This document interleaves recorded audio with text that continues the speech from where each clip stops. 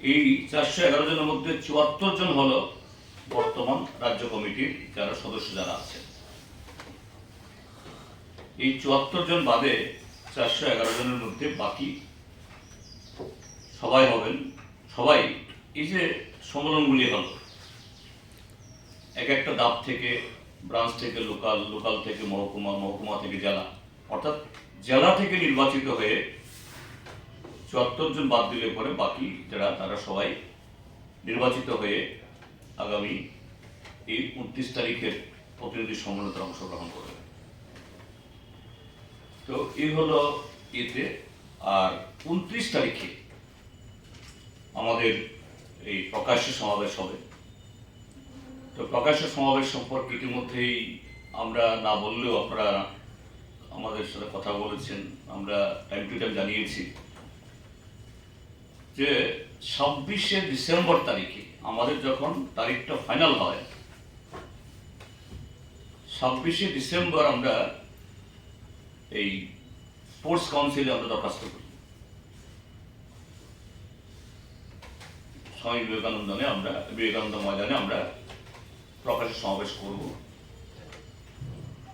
এবং sports council থেকেও আমাদেরকে স্পষ্ট জানানো হয় যে না, ওই দিন অবধি তাদের কাছে 29, 30, 31 কোনো বুকিং নেই, কোনো রাজনৈতিক দলেরও নেই, কোনো সংগঠনেরও নেই, কোনো এনজিওরও নেই এবং সরকারের কোনো দপ্তরেরও নেই। 26 তারিখে আমাদের দরখাস্ত জমা করার পর সম্ভবত 6 কি 7 তারিখ আমাদের কাছে চিঠি আসে স্পোর্টস কাউন্সিল তরফ থেকে, এবং সেই চিঠিটাও লেখাটা খুবই মজার। সম্ভবত 29 তারিখে আপনাদেরকে মাঠ দেওয়া যাচ্ছে না।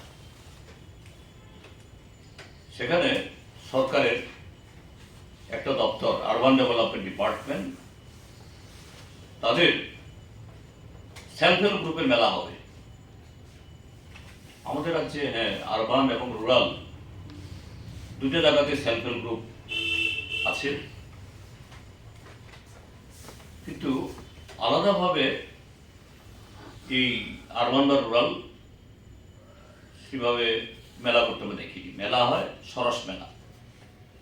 আমি যখন আরডি মিনিস্টার ছিলাম তখন থেকে চালু হয়েছে যে আন্তর্জাতিক এই বাণিজ্য মেলা কেন্দ্র চুটমিলের মাঠে আমরা তৈরি করেছিলাম, সেখান থেকে হয়ে আসছে।